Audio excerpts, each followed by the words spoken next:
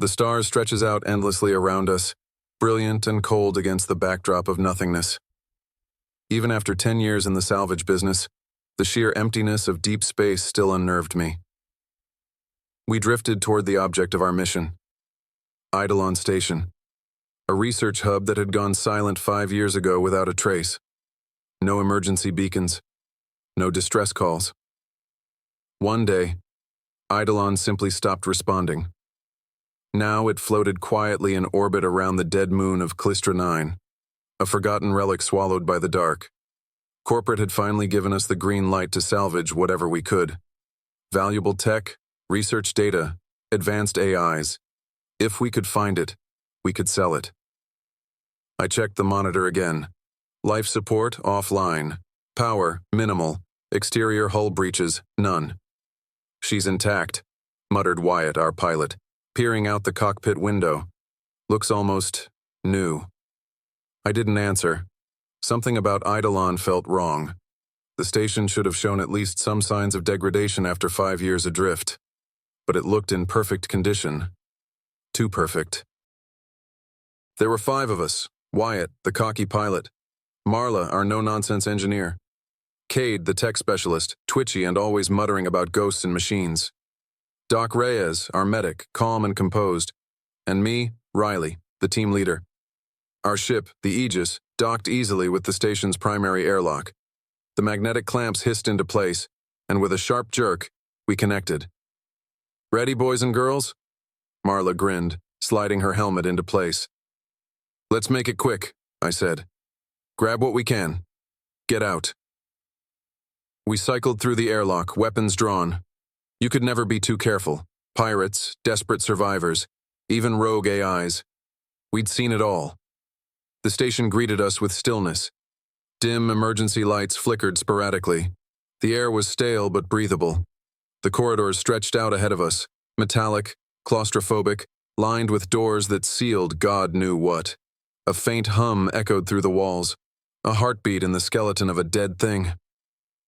"This is creepy as hell," Cade muttered, sweeping his scanner around. "No heat signatures, no movement, just emptiness." Marla rolled her eyes. "You're scared of your own shadow, man." But even she couldn't hide the shiver running down her spine. Neither could I. We split into 2 teams. Wyatt and Marla would sweep the engineering wing, salvage anything useful from the reactor and systems core. Cade, Doc Reyes, and I headed for the research labs. The walk was uneventful at first. Just the faint clank of our boots on the grated floors and the occasional flicker of broken lights. But around the second turn, I heard it. Whispers. Faint. Indistinct. Like dozens of voices murmuring just beyond the edge of hearing. I stopped. So did Cade and Reyes. "You hear that?" I whispered. Cade's scanner beeped erratically. "Interference," he mumbled, tweaking the settings. Or something else. We pressed on. The labs were undisturbed. Papers still sat on desks. Holographic monitors floated, glitching silently. Research files blinked patiently, waiting for owners who would never return. "What the hell happened here?" Reyes breathed. "No signs of struggle," I said. "No blood, no bodies." It was like everyone had just vanished. I knelt by a terminal, booted it up. Surprisingly, the system was still functioning. As I scrolled through the logs, my gut twisted. Reports of strange behavioral changes among the crew, paranoia, hallucinations. Some mentioned hearing voices, seeing figures moving just out of sight. Requests for evacuation had been filed, and denied. Then the logs stopped abruptly. 5 years ago. Same day as the station's silence. Behind me, Cade gasped. I turned. One of the monitors flashed to life, by itself. A security feed from the central hub.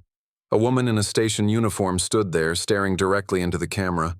Her eyes were hollow, her mouth opened, and a shriek, distorted and mechanical, burst from the speakers. We jumped back, hearts pounding.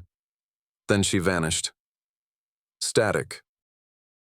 "Time to leave," Cade said, voice shaking. "No arguments here," I said.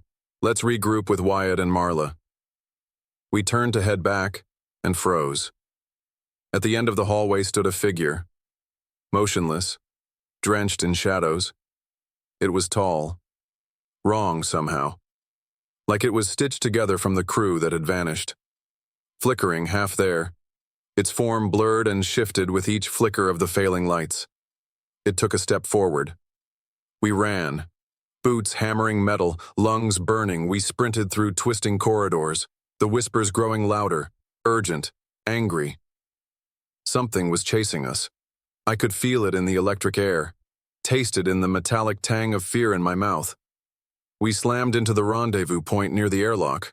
Wyatt and Marla were already there, both pale and wide-eyed. "You saw it too?" I gasped. They nodded mutely. Wyatt's hands trembled as he keyed in the docking codes. "Doors aren't responding. It's like the station won't let us go." A scream echoed down the corridor behind us, inhuman, warped, furious. We turned and ran deeper into the station, desperate for any other way out.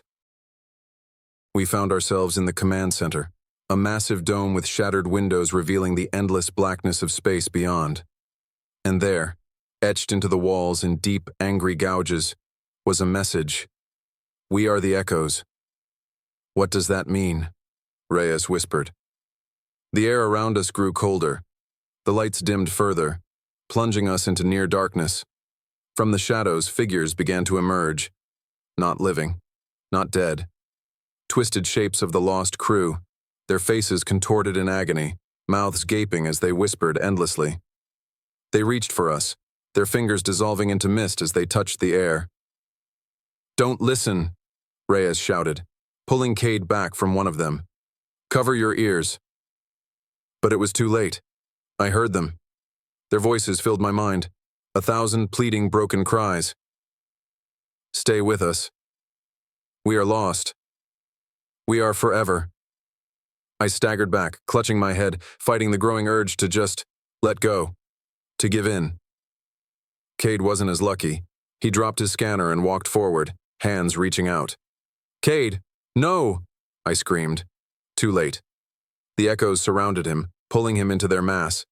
He dissolved before our eyes, ripped apart into glittering dust that hung in the air like morning stars. We ran. Wyatt found an emergency maintenance tunnel that led back to the docking bay. We barreled through, dodging spectral hands reaching from the walls. My heart felt like it would explode. Every breath burned. The docking bay loomed ahead, our ship, the Aegis, visible through the window, still attached, still waiting. But so were the echoes, dozens of them, standing silently between us and escape. Marla pulled out a flare gun from her belt, aimed, and fired into the crowd. The flare exploded in blinding light. The echoes shrieked, recoiling. "Move!" I yelled. We raced across the bay, slamming fists into the control panel. This time the airlock hissed open, the magnetic seals releasing. One by one we dove through the portal. I was last. As I leapt, I felt something brush my leg, cold and grasping, but I tumbled through, hitting the floor of our ship hard.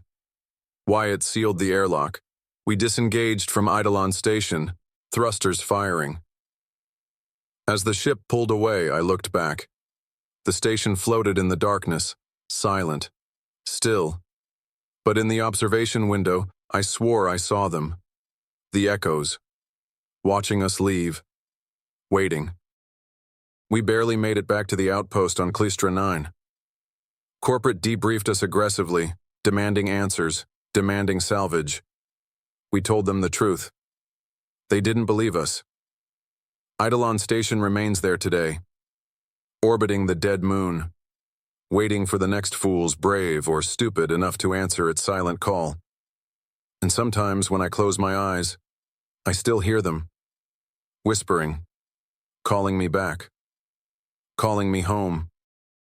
Please subscribe and hit the like button to support this channel for more scary horror stories, and please leave a comment too.